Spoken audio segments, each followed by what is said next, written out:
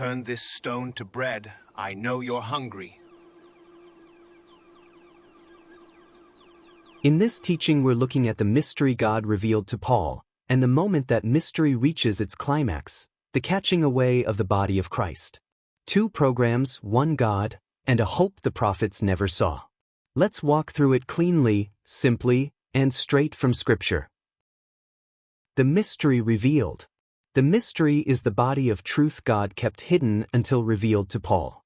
It was not known by prophets, apostles, or Israel's covenant leaders. Paul calls it a secret kept hidden in God until the appointed time. This mystery explains God's plan for a new, heavenly people. It introduces the body of Christ, a spiritual organism never seen before. Jews and Gentiles are joined into one new man, outside Israel's law. This new body is saved by grace alone, apart from works or rituals. Christ now lives in believers, forming a heavenly identity. The mystery reveals a destiny in the heavens, not on the earth. It explains a program separate from Israel's kingdom promises. What the mystery changed. The mystery shifted God's focus from Israel's earthly kingdom to a heavenly body. It paused Israel's prophetic timeline to insert the age of grace. It introduced a salvation not based on covenants but on Christ alone. It removed the wall between Jew and Gentile, forming one body. It revealed a new purpose, filling the heavenly places with redeemed people. It explained why the church is not appointed to wrath. It clarified that the body of Christ is not Israel and never replaces her.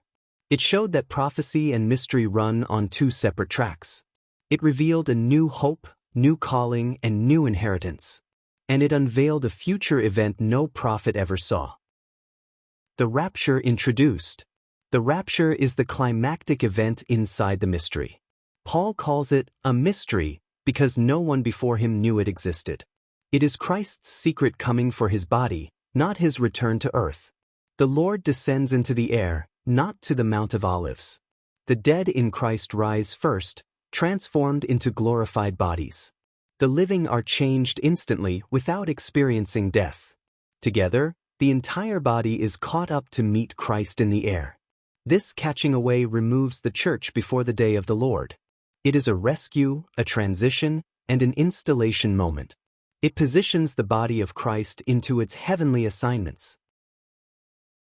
How the mystery and rapture connect. The mystery explains who the body of Christ is. The rapture is how the body reaches its heavenly destiny. The mystery reveals a new people. The rapture removes that people. The mystery explains our identity. The rapture completes our transformation. The mystery unveils our calling. The rapture launches our placement. The mystery is the blueprint. The rapture is the installation day. The mystery is the hidden plan. The rapture is the visible moment. The mystery forms the body. The rapture gathers the body. The mystery defines our purpose. The rapture begins our eternal function. Together, they reveal God's heavenly program for the church. In this teaching we explore the rapture, the moment Christ gathers his body from the earth. The graves open, the saints rise, and the heavens receive the redeemed. It's not fear, it's fulfillment. The promise of his coming. The rapture is not a myth, nor a metaphor. It is the next divine event on God's calendar. It is the moment when Christ descends from heaven, not to the earth, but into the clouds. The trumpet will sound, the dead in Christ will rise, and the living will be changed. This is not judgment, it is rescue. It is the fulfillment of the mystery revealed to Paul, hidden from the prophets. The body of Christ will be caught up, not left behind.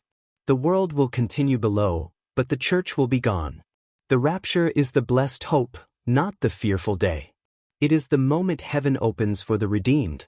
It is the doorway from mortality to glory. In that instant, corruption will put on incorruption. The mortal will become immortal. The body of humiliation will be fashioned like his glorious body. The saints will rise, first those asleep in Christ, then those alive and remaining. The graves will open, the air will shimmer with divine light. The earth will witness the impossible, resurrection and translation. The Spirit that raised Jesus will quicken every believer's body. The dead will rise incorruptible, the living will be changed. No grave, no disease, no decay will remain. The body of Christ will ascend as one, complete and glorified. The Lord Himself will descend with a shout. The voice of the archangel will echo through creation. The trumpet of God will sound, and the heavens will open. The saints will rise through clouds of glory. Angels will watch as the redeemed ascend. Jesus will stand in radiant light, arms open wide. The redeemed will meet Him in the air, not on the earth. This is the reunion of heaven and the body. The bride meets the bridegroom in the clouds. The promise of John 14 becomes sight. I will come again and receive you unto myself. The saints will stand with Him in glory. The light will surround them, brighter than the sun. Angels will rejoice, creation will pause. The redeemed will see the face of the one who saved them. No sorrow, no pain, no death, only joy. The body will be complete, the mystery fulfilled. The heavenly places will be filled with the redeemed. The church will begin her eternal purpose in glory. The rapture will mark the end of the age of grace and the beginning of the eternal reign of Christ. Before the world began, God foresaw a collapse in the heavens, a rebellion, a vacancy, a government that would one day need to be rebuilt. Lucifer's fall was not merely moral, it was governmental. He abandoned a throne. He forfeited a jurisdiction. He left behind an empty seat of authority. And he did not fall alone. Principalities fell. Powers fell. Dominions fell. Entire tiers of the heavenly administration were stripped of their rulers. These seats did not vanish. They remained vacant, silent, unoccupied, waiting for a future people who did not yet exist. God did not assign loyal angels to fill those seats.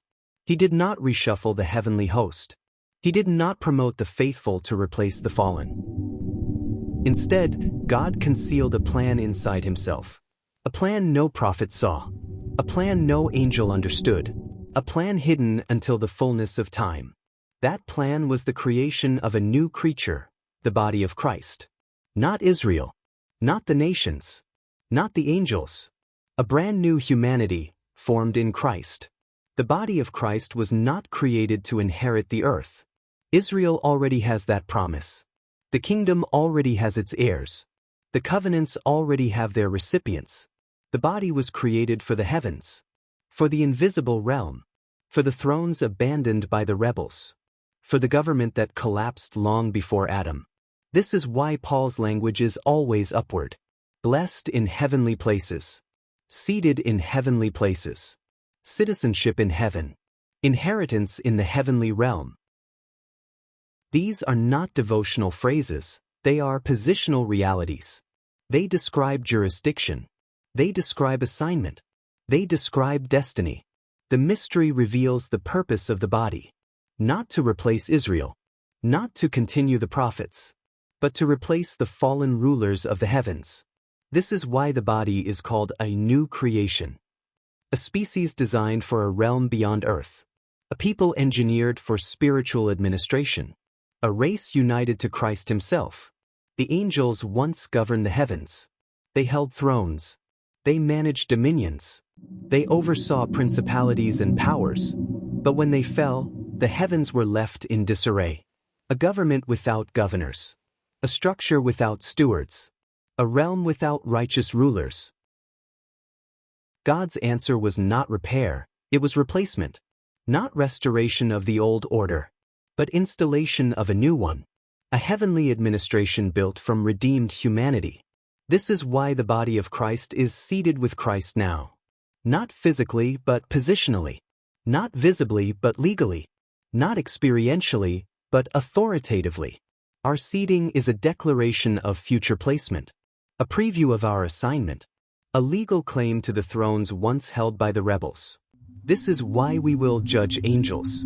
Not in a courtroom moment, but in a governmental transition. We will evaluate, replace, and supersede the fallen host. The rapture is the moment of installation. The transfer. The relocation. The elevation of the body into its prepared realm. The rapture is not escape, it is appointment. A calling upward to take the seats prepared for us. A movement from earth to heaven for governmental purpose. The mystery explains why the rapture must occur before the tribulation. The body cannot rule the heavens while still on the earth. The new administration must be installed before the old is judged. When the trumpet sounds, the body rises. Not to float. Not to wander. But to be positioned. Positioned into the thrones once held by the fallen. Into the dominions once corrupted. Into the principalities once defiled. The heavenly realm will be repopulated with a new race. A redeemed race. A glorified race. A Christ-united race. This is why the body is called His fullness. We complete the heavenly administration under Christ. We fill what was emptied by rebellion. We occupy what was abandoned by darkness. Israel's destiny is earthly. The land, the kingdom, the nations restored under Messiah. The body's destiny is heavenly, the unseen realm, the spiritual government, the administration above all principalities and powers. 2 programs, 2 inheritances, 2 realms. No overlap, no replacement of Israel, only replacement of the fallen angels. The mystery reveals the real replacement. Not Israel replaced by the church, but angels replaced by the body. This is why Satan fought the cross. He feared judgment. He feared defeat. But he did not know the mystery. If he had known, he would never have crucified the Lord of glory, because the cross created the very race destined to replace him. The body of Christ is God's answer to the heavenly rebellion. A new administration. A righteous government. A people united to Christ's authority. The heavens will not remain vacant. They will be filled. Not with angels, but with us. This is why grace is so radical. It doesn't just save. It positions. It appoints. It enthrones. The body of Christ is not a parenthesis. Not a detour. Not a temporary people. We are the eternal heavenly administration. When the fullness of the body is complete, the rapture will occur. The installation will begin. The fallen rulers will be removed. The new government will take its place. Christ will fill the heavens with his body. Every throne, every dominion, every principality, every power. The mystery ends where the rebellion began, in the heavens. The fall started there. The replacement ends there. The body of Christ completes the story. This is the revelation. The angels fell, and the body of Christ is the replacement. This is our calling. This is our destiny. This is the mystery revealed.